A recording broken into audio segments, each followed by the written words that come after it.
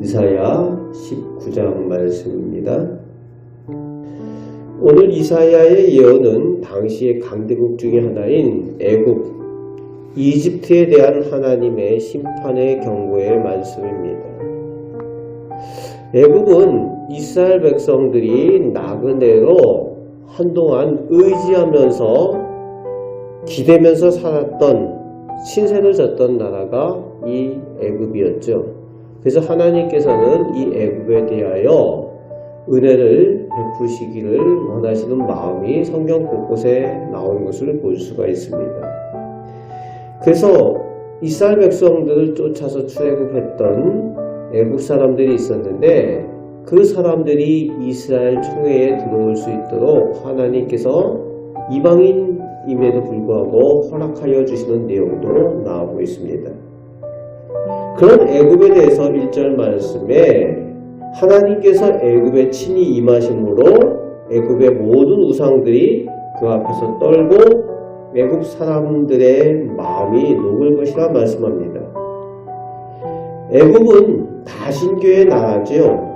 태양신으로부터 해서 각종 신들이 있는 나라가 애굽입니다. 그리고 그들의 문화와 생계의 중심이 되는 나일강이 있습니다. 그래서 애굽 사람들은 이 나일강을 또 의지하고 숭배를 합니다. 그런데 그들을 하나님께서 치실 때에 2절 말씀에 보면은 백성이 서로 치고 성읍이 서로 치고 나라가 나라를 대적하고 이런 모습들, 이 강대국 큰 나라인 애굽에서 그것을 보게 될 거라는 거죠. 3절 말씀에 보면은 우상 숭배를 주도하는 그 나라의 지도자가 되는 그 마술사와 신접한 자, 또 무당들과 요술객들을 하나님께서 치실 것에 대한, 심판하실 것에 대한 내용도 다루고 있습니다. 4절 말씀에는 잔인하고 포악한 지도자 바로왕을 하나님께서 세우셔서 다스리게 하시겠다라고 말씀하여 주고 있습니다. 하나님께서 심판하실 때에 그런 일들이 일어나게 된다는 거지요. 그런데 하나님의 심판이 임하실 때에 그 징조로 또 세 가지 형태의 징조가 나타나게 되는데, 5절부터 7절 말씀에 보면은 자연 환경이 하나님께서 재난이 되게 하고 또 고통이 되게 하는 그런 징조를 보여주시겠다라고 말씀하십니다. 모든 그 자연이 그들에게 도움이 되지 않고 어려움이 될 거라는 거죠. 그래서 7절에서 10절까지 말씀해 보면은 그들의 사업들이 피폐해질 것이라고 예언의 말씀을 주고 있는데, 무엇보다도 그들이 의지하던 나일강이 더 이상 의지의 대상이 아니라 근심과 고통을 주는 대상이 될 것이라고 말씀하여 주죠. 나일강에서 고기를 잡고 했던 사람들이 더 이상 의지하며 살 수 없는 지경이 되어진다는 겁니다. 그리고 다른 그런 모든 산업들 가운데에 어려움을 겪게 될 것이라고 합니다. 또한 11절부터 14절까지 백성을 이끌던 지도자인 방백과 바로의 모사들과 책략가들이 더 이상 지혜롭지 않게 된다는 거예요. 어리석고 우둔하게 되고 그리고 미혹되기까지 하는 그런 지경에 이른다는 겁니다.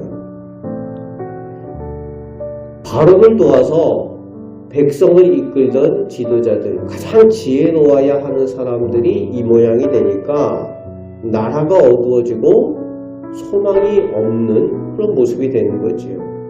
그러니까 백성이 어디로 가야 될지 알 수가 없는 그런 상황이 된다는 겁니다. 고대 문명에 가장 화려한 꽃을 피웠던 이집트, 능력이 있었던 이집트가 그런 모습이 되어진다는 거죠.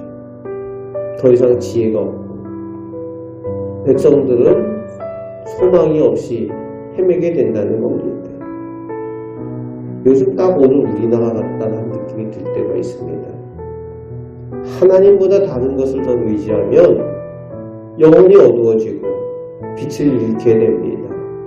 그래서 오늘 하나님의 사람들은 하나님만 의지하고 빛을 따라 사는 성도가 되어야 될 줄로 믿습니다. 다른 것보다 하나님을 의지하시고 그 빛을 따라 사시는 우리 성도들 되시길 바랍니다.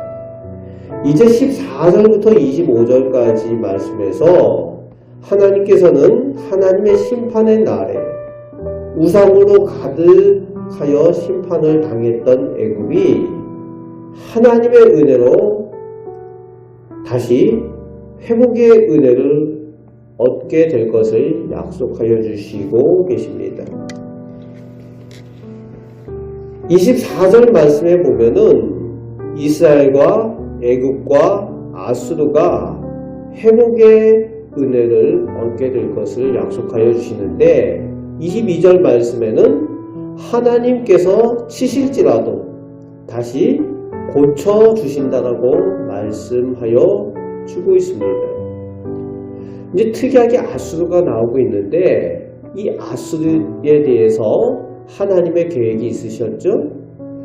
우리가 잘 아는 요나서에 보면은 요나를 통해서 아수르의 수도인 니느웨에 가서 그 심판의 하나님의 말씀을 전함으로 인해서 그 니느웨가 회개하고 하나님께로 돌아오는 그런 역사들을 기록하고 있는 것을 볼 수가 있습니다. 하나님의 마음은 심판하시고 멸망시키는 것이 하나님의 마음이 아니라 고치시고 회복시키시는 것이 사랑의 하나님의 마음이라는 겁니다. 하나님께서는 죽이시는 하나님이 아니라 살리시기를 원하시는 하나님이시라는 겁니다. 오늘도 하나님의 사람들은 이 하나님의 마음을 가지고 살리는 마음, 그 살리는 하나님의 역사에 동참해야 될 줄로 믿습니다. 오늘도 우리를 향해서 생명을 주시고 빛을 주시기를 원하시는 그 하나님의 마음을 의지하며 그 하나님과 동행하며 승리하시며 살아가시는 우리 복된 성도들 되시기를 주님의 말씀으로 축복합니다. 아멘. 기도하겠습니다. 하나님, 저희가 하나님의 자녀들, 하나님의 백성입니다. 하나님의 마음을 온전히 의지하고 하나님께서 원하시는 삶을 살아가는 저희들 되게 하여 주옵소서. 하나님께 소망을 두고 하나님의 말씀을 따라 살아갈 때에 저희들이 빛을 보게 될 줄로 믿습니다. 그 주님의 빛을 의지하며 살아가게 하여 주옵소서. 우리의 기도를 들으시는 줄 믿습니다. 예수 그리스도의 이름으로 기도하옵나이다. 아멘.